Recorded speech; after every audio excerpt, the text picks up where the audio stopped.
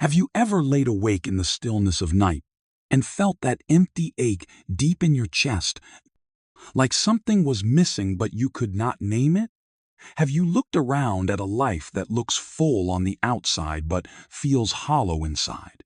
My friend, that hunger, that quiet stirring in your soul, is not a problem to be solved. It is a signal, it is heaven calling. And that longing you feel is not weakness, it is one of the strongest signs that God is helping you. When God begins to move in a person's life, He does not start with circumstances, He starts with the heart. He reaches down into the inner man, not the outer shell. He places a holy restlessness in your spirit, a thirst that no drink on earth can quench, a hunger that no worldly achievement can satisfy. Some people try to fill that hunger with more money, more approval, more excitement. They chase relationships, climb corporate ladders, or drown their pain in distraction. But the soul remains empty, because what it cries out for is not success, it is not comfort, it is not applause, it is God. I have met wealthy men who told me, I have everything, but I feel lost. And I have seen humble believers with little, yet they radiate peace. What made the difference? One chased the world, the other followed the whisper. Jesus said, "Blessed are those who hunger and thirst for righteousness, for they will be filled." That hunger is not just a spiritual craving, it is evidence. It means God is near. It means He is working inside you, calling you, reshaping your desire, drawing you towards something eternal. You may not understand why you feel this way. You may feel unsettled, like something in you is changing. Let me tell you, it is. That is not your imagination. That is not a phase. That is the Spirit of God awakening your soul.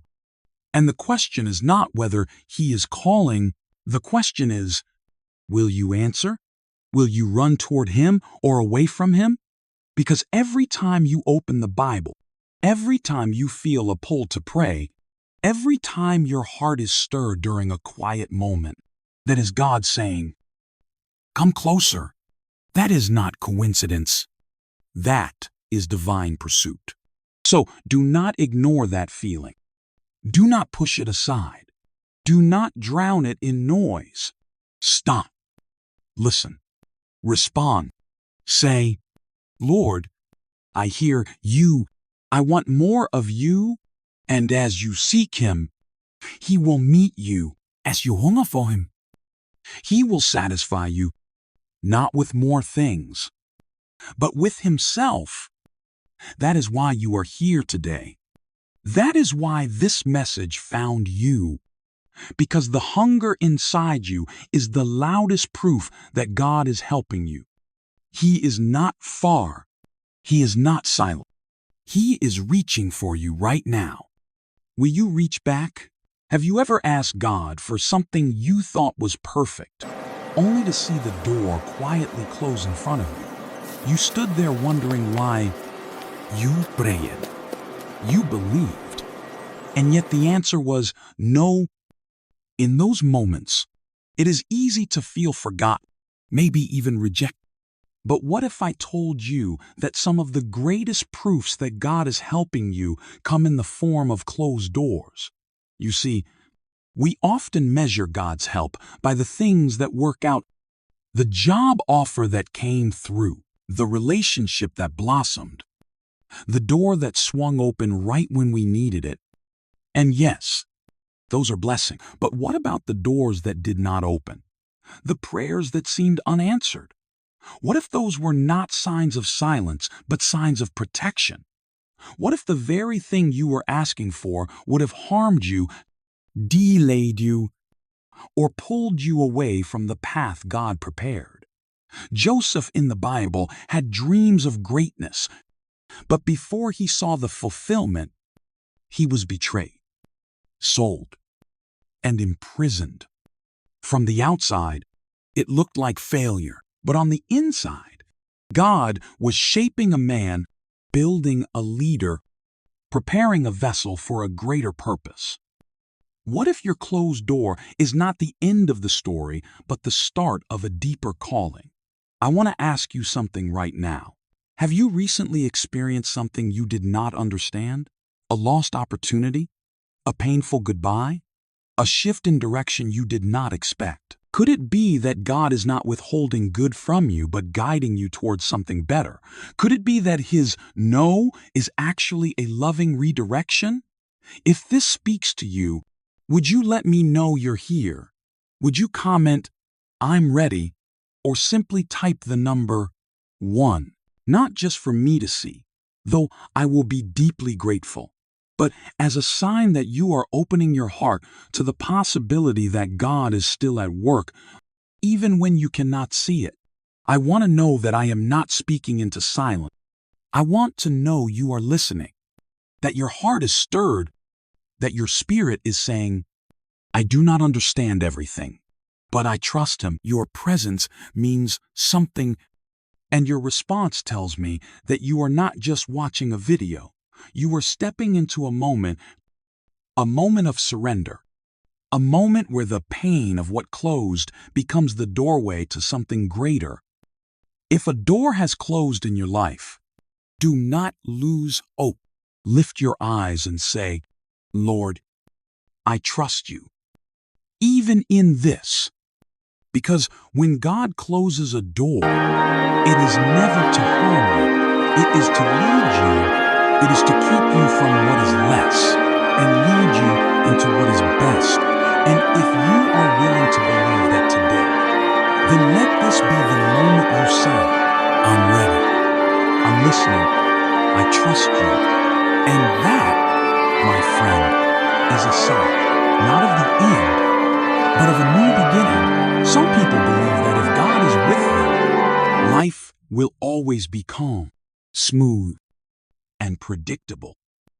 But the truth is far deeper. The presence of God does not always remove the storm. Often, it carries you through it. Have you looked at your life lately and asked yourself, how am I still standing after everything I faced? How did I survive that season of loss, heartbreak, pressure, or pain? My friend, it was not your strength. It was not your willpower. It was not luck. It was the invisible hand of God holding you when you had no strength left. The clearest sign that God is helping you is not that you avoided every storm, but that you walked through it and came out with your faith intact. There is a strength that only heaven can give, and when it settles into the human heart, no trial can shake it. That is the peace that passes understanding. That is the power that carries a soul through fire and says, "You will not be burned." I have seen this strength in hospital rooms. I have seen it at gravesides. I have seen it in mothers who lost children and in fathers who lost work but not hope. They did not glow with human optimism. They carried something divine. They said, "I do not see the way out, but I know God is with me." Jesus said, "In this world you will have trouble, but take heart, I have overcome the world." That is not a vague promise. That is a declaration of victory in the very place pain was expected. You may be in a storm right now. You may feel like everything is crashing down. But if you are still praying, still seeking, still holding on even by a thread, then you are seeing the hand of God in real time, because your strength did not come from you. It came from Him. And the storm you are facing will not last forever. The clouds may cover the sun for a while, but they cannot erase it. And the same God who sustained you yesterday will carry you again today. What amazes me is not the size of the storm, but the resilience of the soul anchored in Christ. That quiet courage, that whisper of peace, that breath that says, I am tired, but I will not quit. That is not human. That is holy. And if you are still here, still breathing, still reaching out for God, then you are not failing. You are proving that grace is real. You are the evidence that heaven fights for those who trust. So today, lift your eyes, not because the storm is over, but because you are not alone in it. God does not promise to keep you from all storms. He promises to be with you in them. And that promise is enough. Have you ever had something show up in your life at the exact moment you needed it most? And deep down, you knew it was not random? A word from a stranger, a phone call from a friend, a message that came at the edge of your breaking point. I have heard stories like these again and again. A woman battling fear who turned on the radio and heard a verse that calmed her heart. A man who was ready to quit but received an unexpected visit from someone who reminded him of his worth. They call it coincidence. I call it divine appointment. Because when you walk with God, you begin to see that nothing is truly by accident. He is a God of details. He aligns moments, people, and paths in ways you could never script. Think about Ruth in the Bible. She did not plan to walk into the field of Boaz, but God led her feet. He positioned her. And through that connection, her entire story shifted. That was not chance. That was orchestration. And I believe the same is true for you. Maybe you feel unseen. Maybe you are wondering if anyone knows what you are carrying. But let me tell you, God sees you, and He is already arranging the help you need. He is already stirring someone's heart to encourage you. He is already moving in the shadows, preparing provision before you even realize there is lack. That person who texted you when you were about to give up, that opportunity that came just as you were losing hope, that word that felt like it was written just for you. Do not brush it off. Do not call it luck. That is the fingerprint of God on your situation. And if you take a moment to look back, I believe you will see His hand in places you missed the first time. Maybe it was the teacher who believed in you, the neighbor who prayed for you, the message that found you when you were in the dark. God has been helping you even when you were unaware. And if you are seeing it now, if this is opening your eyes to moments you thought were meaningless, would you let me know? Would you comment and say, I see it? Or simply write the number 1, so I know you are hearing me. So I know these stories are not being shared into silence, because your response matters. Not just to me, but to yourself. It is a way of saying, I recognize God's hand, and I will not take it for granted. You may never see the full picture of what He is doing, but you can trust this. He is working behind the scenes. And sometimes, the proof that God is helping you is not in a miracle that shakes the earth, but in a whisper that finds you when you least expect it and reminds you that you are not forgotten. There is a moment in every believer's life when something begins to shift on the inside. What once felt normal now feels uncomfortable. What once entertained now feels empty. There is a quiet conviction rising from deep within, a voice that speaks not in anger, but in love. That voice says, you were made for more. This is not who you are. And my friend, when you begin to feel that stirring, when the things of this world no longer satisfy you the way they used to, that is not your guilt speaking. That is the Spirit of God working. It is one of the clearest signs that He is helping you.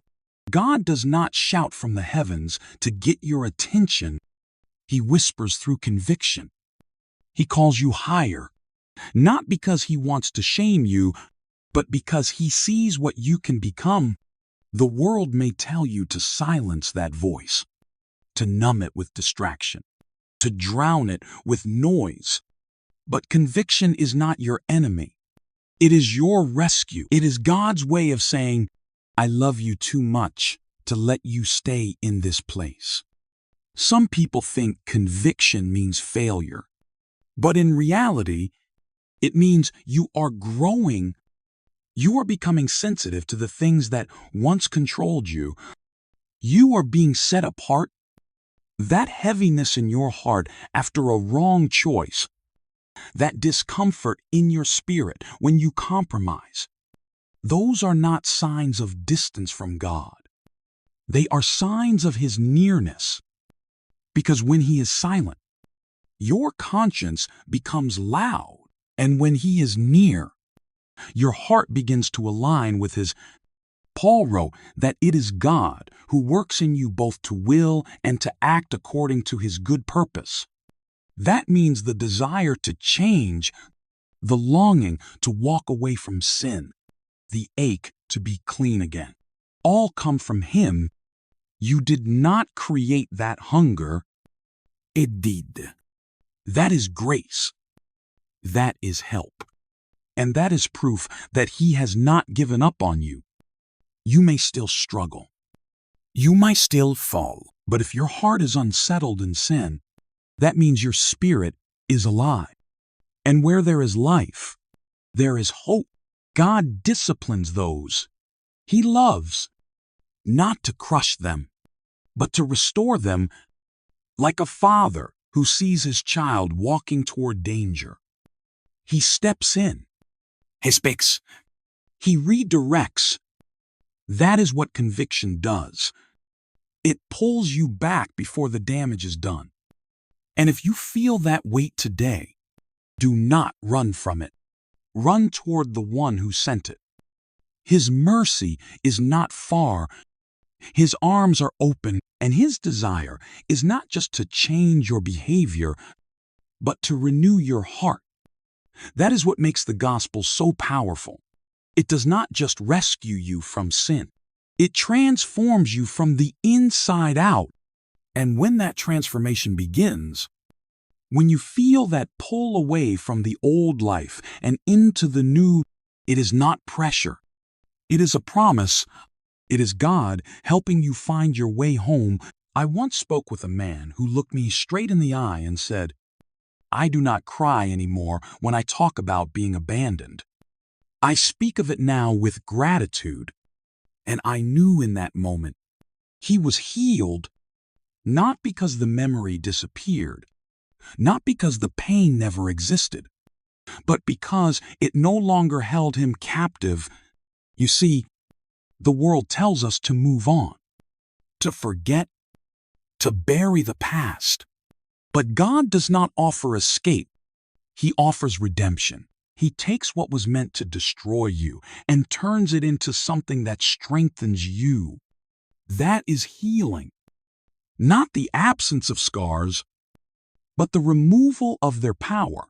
When God begins to heal a soul, He does not start with the surface.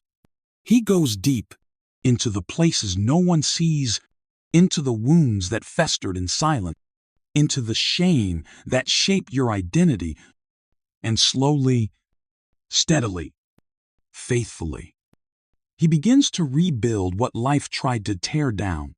The bitterness starts to lift. The anger loses its grip. The tears no longer drown you. They water the soil of a stronger heart. There is a quiet miracle happening when you can speak about what broke you without being broken by it. I have seen it in women who faced betrayal and now lead others into wholeness. I have seen it in men who lost everything, yet stand today with clarity and compassion. Their stories did not change, but their chains did. And that is the work only God can do. The enemy wants you to wear your wounds like chains. He whispers that you are your past, that you are what happened to you. But God steps in and says, you are not what hurt you. You are what I am healing. Psalm 147 says, He heals the brokenhearted and binds up their wounds. That means He does not ignore them. He wraps them in grace. He turns pain into testimony. Maybe you have carried something for years, a wound that never quite closed. You tried to forget it. You tried to hide it, but it kept showing up in your words, in your relationships, in your view of yourself. Today, I want to tell you that healing is not a dream. It is a promise. And if you have begun to feel lighter, if the past no longer chokes you, if you can speak with clarity where there once was confusion, then you are not imagining progress. You are witnessing restoration. That is not time doing its work. That is God doing His. Because when He heals, He does not just help you survive. He makes you whole. He does not erase your story. He redeems it. And if you are in that process today, if you are walking freer than before, then let your soul be still and say, thank you, Lord. Because what once defined you no longer owns you, and what once hurt you is now a marker of how far grace has carried you. Have you noticed how the things that once excited you now feel empty? The places you used to run to for comfort no longer give you peace. The habits that once distracted you now leave you hollow. Why does that happen? Why do we begin to feel a disconnect from what once satisfied us? My friend, that is not boredom. That is not just maturity. That is the Spirit of God waking something up inside you. I once spoke with a young man who told me, I do not enjoy the same things I used to. I feel unsettled when I compromise. I feel a pull to live differently, but I do not know why. And I said to him, that is God helping you, because when God begins to call you higher, He first removes your taste for what pulls you down. He changes your appetite before He changes your direction. That uneasy feeling in your spirit, that discontent with the shallow things of this world is not a problem to fix. It is a gift to embrace. Philippians tells us that it is God who works in us both to will and to act according to His good purpose. That means the desire to change is not something you created.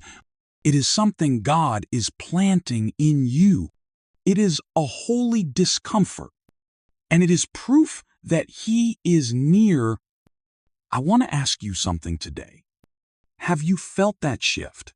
Have you looked at your life and thought, I want more than this? Not more things, but more meaning, more peace, more purpose.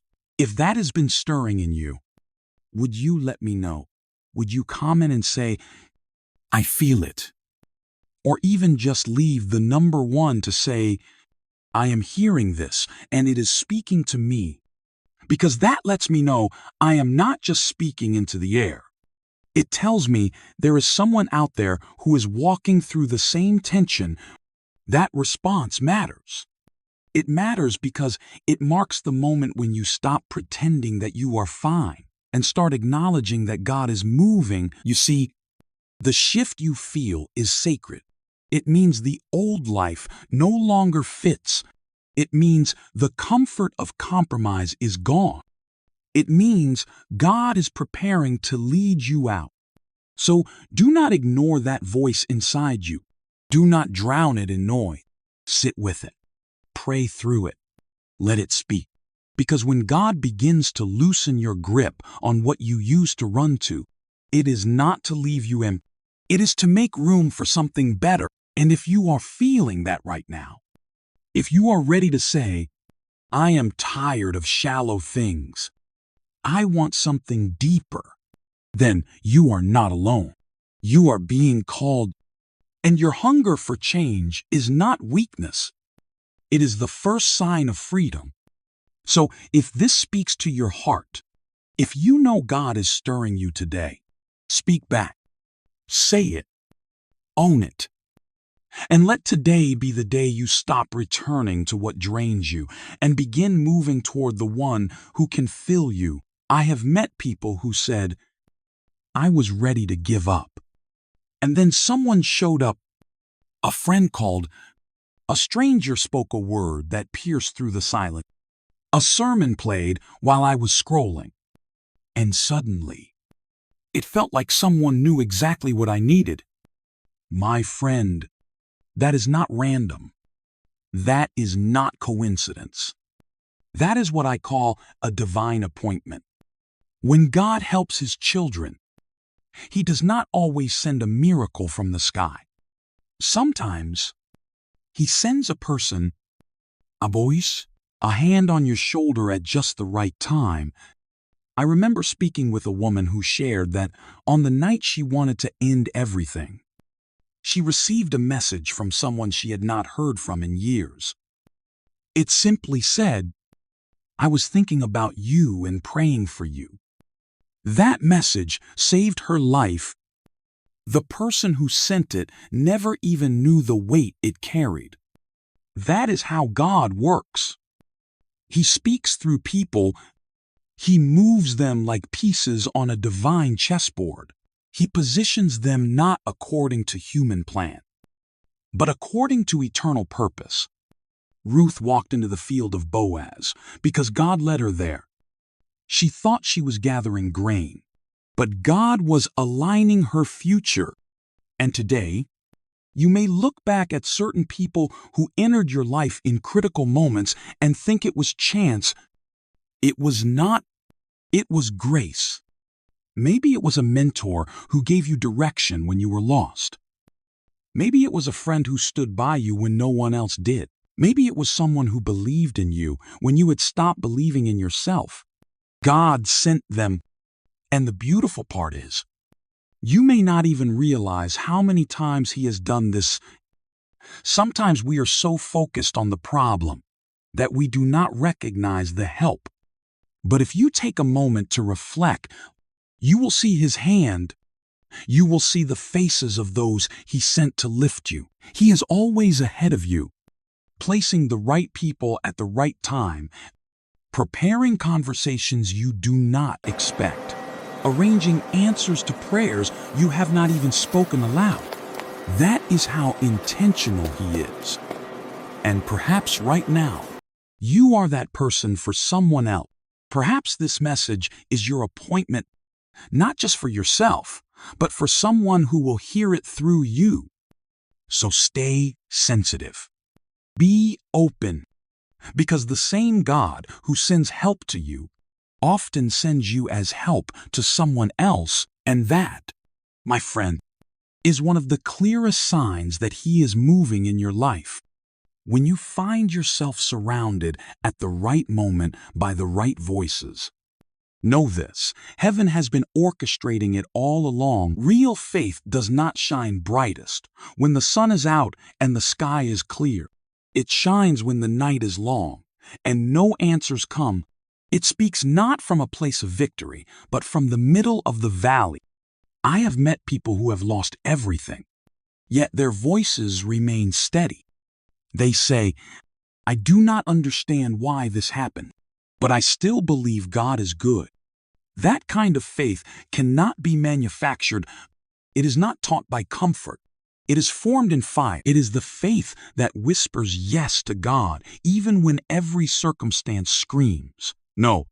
If you are walking through a season right now where the questions outnumber the answers, if the prayers feel unanswered and heaven seems quiet, and yet somewhere inside you there is still a flicker of belief, then you are not weak. You are stronger than you know. Because that flicker, that quiet yes in your heart, is not your doing. It is the Spirit of God holding you, sustaining you. Faith is not the absence of pain. It is the decision to keep trusting through it. It is not pretending to be fine. It is saying, I am not fine, but I know who is. God never promised us an easy road. He promised His presence. He did not say we would understand everything. He said He would never leave. And sometimes the deepest worship is not in singing, but in standing. Standing when it hurts. Standing when the tears fall. Standing when the promise still feels far away. If you are still holding on, even if your grip is weak, even if your heart is heavy, then you are walking in faith. And that is not a small thing. That is not an accident. It is a sign that God is with you, because no one sustains their belief in their own strength when everything falls apart. If your soul still whispers, I believe, then heaven is closer than you think.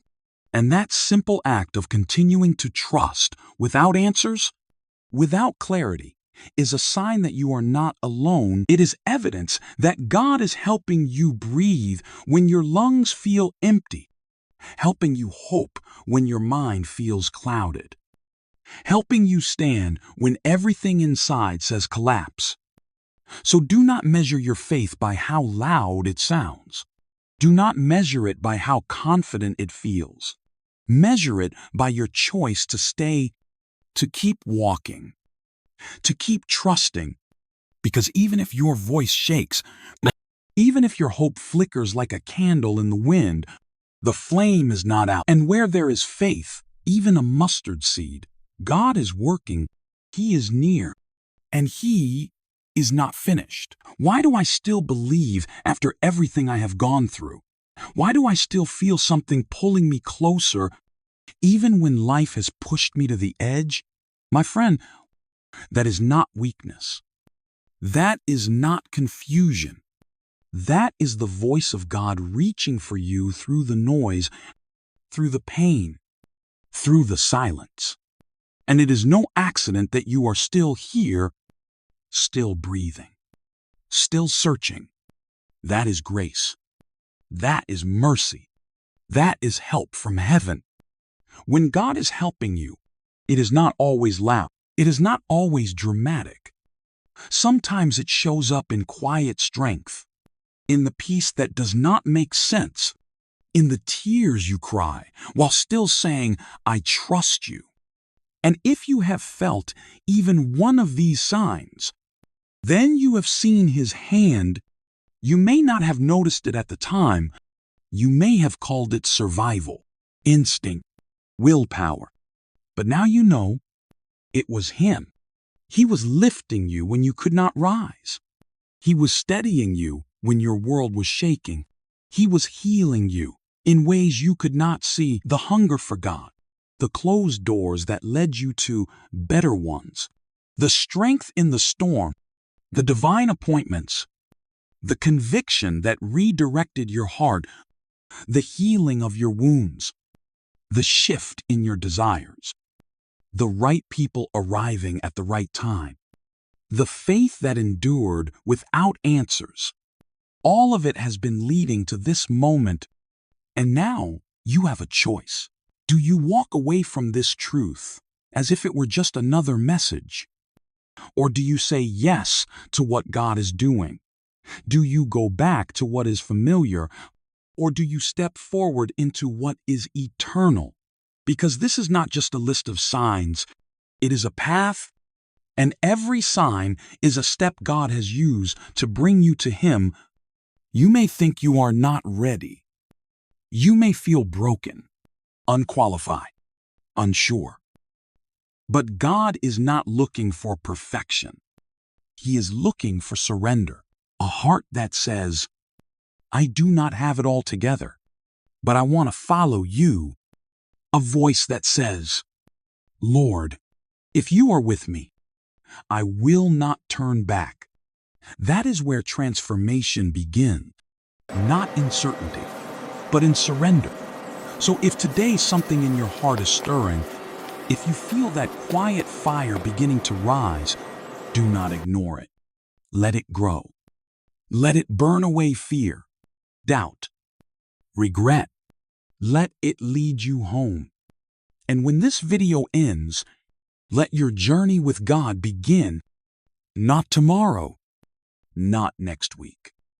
Now, because the same God who helped you see these signs is the same God calling you into something new, a life not built on what you can control, but on what He can restore, a future not ruled by your past, but shaped by His promises. So take the next step, watch the next video, listen to the next message. Let your faith keep rising, because God is not done with you. In fact, He is just getting started, and the one who began a good work in you will carry it on to completion. You are not alone. You are not forgotten. You are being helped right now by the hand of the Almighty. Keep going, and I will see you in the next message.